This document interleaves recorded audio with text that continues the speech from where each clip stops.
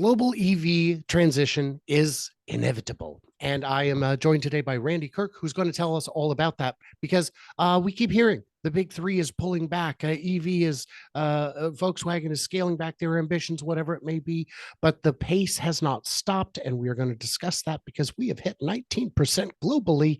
I'm Brian. Welcome to My Tesla Weekend. Hello, Brian.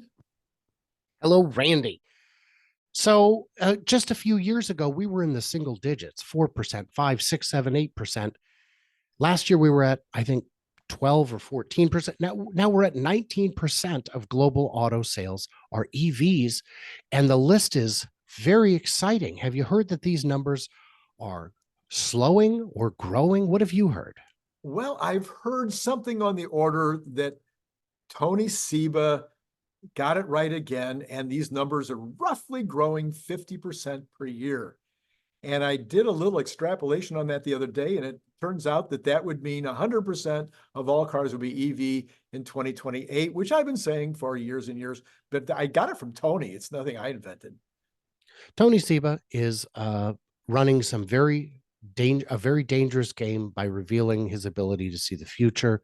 But if I, like Tony, was a time traveler stuck in the past watching history unfold, I would also make some big statements. The difference is that my statements would be not necessarily helpful because I'd be like, did you know that Zargblar is going to win the Grammy in 2086? And no one cares, Brian. No one cares. So if we look at the best-selling models for the year, of course, you've got the Model Y blowing it out. Now, this chart I'm looking at here, I think, is just for November is what this one is showing. But the Model Y, 115,000 for the month, huge. And then you've got a bunch of BYD models underneath it. But if you look at this entire list, before you find someone who is not Tesla or Chinese for November, you get all the way down to number 12 with the Volkswagen ID4, moving a fraction of the Model Y.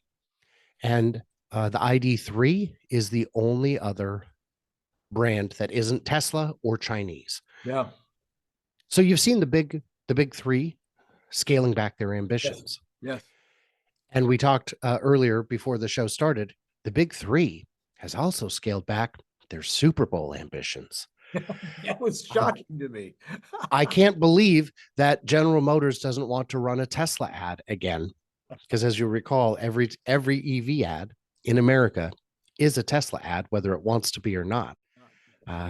Yeah, it'd be like if all the off-brand Kleenex was buying commercials, Kleenex would be probably the biggest beneficiary. Yeah. And so interesting that all three of them pulled back. That was all three. One thing would have been if you just General Motors say, we're not going to do Super Bowl this year, but all three American makers said nay to Super Bowl. Wow. Nay. Interestingly, for November, NIO didn't even make the list. And I'm still getting a lot of poor, unfortunate NIO folk leaving increasingly angry comments. And guys, if you're going to write a 3-page essay, maybe don't include the kinds of personal attacks that YouTube will automatically filter your comment for, because no one's going to see your essay. It's very crazy. All that added weight, cost, and complexity. By the way, I compliment NIO because niche is a good idea. I mean, yes, thinking that you can get yourself into a niche and that niche might be the winner eventually, or even if it's not, that niche is still something that you can exploit, is a natural thing that all mammals, I guess all living beings do, even trees and flowers. So niche finding is really, really good. I just think in this particular case, it's going to be a losing niche. The coyote is going to eat the dove. I mean, the problem with this one is the investors are not investing under the assumption that this is a product for a couple people who can't find another better way to do it. They believe that this is going to be the best solution for everyone. and it's not. It doesn't scale well. They said, well, Tesla was losing money on all the superchargers early on. So, of course, NIO's losing money on battery swap stations. Well, right. But NIO is losing 20 times as much money on swap stations as Tesla was on chargers. And chargers scale in ways that a complicated device can't. But NIO guys, look, we're not enemies. We're not trying to fight. We're trying to help you. We do. I have no animosity against BYD or Wuling or GAC or Volkswagen or Ford or any of them. I oppose liars. And the NIO executives are lying, because if they really had a 600-mile battery, they would not be continuing with the swap station. So we know they're lying about something. We just don't know what. And if you lead with a lie, I have to assume everything you say after that uh, cannot be taken at face value. So what do you see for next year? Well, I I think, mean, yeah, I think we continue to see the 50% increase. Now, by the way, I think the numbers you were quoting earlier, the 19% is not, that 19% includes the hybrids. So the pure BEVs is 13%. If you take that mhm, 13% and multiply it times 50%, that means we would be 20% next year on pure BEVs, 30% the following year on pure BEVs, 50% or 45% the next year, and then 90. So you can see how quickly we get to 100% if the scale continues to go up 50% a year. And quite frankly, I'm still not seeing any reason, even with the pullback of the majors, the Chinese, the South Koreans, and Tesla alone, and a few helpful folks like Rivian or whatnot, I think it's going to be enough to get us there. And if those other guys come along with 1 million each, great. I thought they were all going to have a couple, 3 million by 2028, but now I'm thinking Ford, General Motors, Volkswagen, Toyota, Honda, they might only be doing like 1 million each by that time. And they're going to be a very small, very small companies compared to what they are today. So thank you for the correction. The 13% does mean we're roughly on the 50% pace. I got someone in the comments very angry that we overuse the philosophy of an S curve. It's like, right, but sometimes it's correct. So Yes. we're gonna use it when it applies and not when it doesn't. If you believe I'm using it wrong, please explain why, and I'll correct myself. I'm happy to do that. And that 13%, because it's such a small market share, makes it easier to grow the market share. It's not like we're at 50% already and we're running out of headroom. We're nowhere close. So if the big three has postponed their ambitions, if Volkswagen and some of the European makers are slowing their objectives, that's it. Like you said, it doesn't matter, because Tesla is going to go full steam ahead. Their big growth story for this year will be a little bit more Y, a little bit more 3, a infinite percent growth on Cybertruck, because any number is more than none. And the compact is around the corner.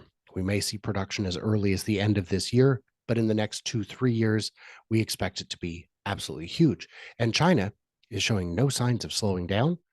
Their cars are continually getting a little bit cheaper and a little bit better. Their factories are being built at record pace. So they will have tremendous volume coming. And then we've got the possibility of factories in Mexico. That video you and I did Right. about companies moving to Mexico Bots. is already, it went huge, because it's a hot topic, and a lot of people didn't know that this was what was coming next. And it's the next logical step. So the thing that I've been saying about when GM and the others announced, well, we're going to scale back our ambitions, there were a lot, like endless comments of people saying, well, it's over. EVs had a good run. And I said, no, my friend, that's not what's happening. The party is moving forward. It's just that GM and Ford and Stellantis have RSVP'd saying they will not be attending. Right. That doesn't cancel the party, my friend. They were guests. They were not hosts. Yes, So and it I'm is. and I'm also more optimistic than you about Tesla in 2024. I'm at 2.35 uh, Ooh, on my current guesstimate. I've got a couple of other folks that I think are pretty smart that are at 2.4. Um, Jeff Lutz said on my program last week that he hopes that Tesla will guide to a range as they did last year. So as opposed to a number, a range. And it's last year it was 1.8 to 2. He's hoping they'll guide to 2.2 to 2.5. What was the run rate for Q4? At the end. Almost 500,000, right? Yeah. Almost 500,000. That already gets you to 2, but you're looking to find another 100,000 a quarter. That's an ambitious jump. So I hope that one of us is right and it's you, because that would make me more excited. But in any case, in terms of my investment thesis, and this is not an investing channel, this is not investment advice, but I will share my thesis, which is execution's all that matters. They're still growing. Q4 was such a disappointment. It was only up 38% year over year. That's not disappointing, my friends. If you look at Toyota and GM and others who had their best quarter in a long time, they're still nowhere close to their all-time high production. It's just a correction from low periods in the recent past. So there's a lot of room to it's strange how optimistic you can be about a company selling a dying product whose days are numbered, and how pessimistic you can be about a company that only grew 38% year over year while executing on every front with no real, rake stomps, if you will. I would say so far, FSD Beta is a bit of a rake stomp. They've done some, they've had some real big disappointments there, but it is still a work in progress and it is still likely to happen. Yeah, I don't know anybody that it is a rare person that says they don't think it will ever happen. Even my biggest naysayers in the comments on my channel, they don't say it'll never happen. Some of them are saying it might be 2030 or something, but I think I only have two use cases, Brian, that I can't figure out how they're going to solve. Have you ever been downtown when the pedestrians are crossing in all four directions at once, against the light, with the light, some are going early, some are staying late. And then the light changes, and then that happens, and you're trying to make a right turn, and there's just no. So I'm trying to find out. I don't know quite how the full self-driving will ever be able to make that right turn, because for a human, it's almost impossible. Well, so I would say, to answer that, the answer is slowly and badly, just like a human. And if Cruise and Waymo were able to navigate those very, I would argue, impossible scenarios, which they have, it is solvable with the technology we have today. It will just annoy the people behind you, but they're already annoyed regardless of who's driving. Mario Andretti could be the driver and they'd still be annoyed. Yeah. So, and the other use case? The other use case is when you're in Costco or some major parking lot that has a lot of folks trying to find parking spaces. And the only realistic chance you have of finding a parking spot is to just sit in that lane and wait for somebody to back up. And you might be sitting behind two other cars that are waiting for somebody to back up. How will the bot manage that environment? I got that one solved. Oh, you it do? doesn't. It doesn't. It drops you off at the door and parks somewhere convenient. Like because county. Right, because most Costco's that get full don't get full all the way to the periphery. And those that do, you could still go across the street or go a mile away. Who cares? Come back and get me when it's time. So that problem evaporates. There you go. I like it. Yeah, the best impossible. You're smarter than people say. Yeah. Well, first of all, I mean, I don't know if that's true, but second of all, I've met those people and I wouldn't take advice from them. So yeah. All right, Randy. I feel like we've missed a whole lot of thoughts on this topic. Fortunately, my viewers in many cases are smarter than me. They're definitely smarter than you. So in the comments, what did we miss? What do we misunderstand? Like, subscribe, do the usual things. Head over to Randy's channel. Who knows? He might even have a video out. And for everybody else, like, subscribe, do the usual. Stay tuned, stay juicy, and I can't wait to hear from you, clever robots, on the next one.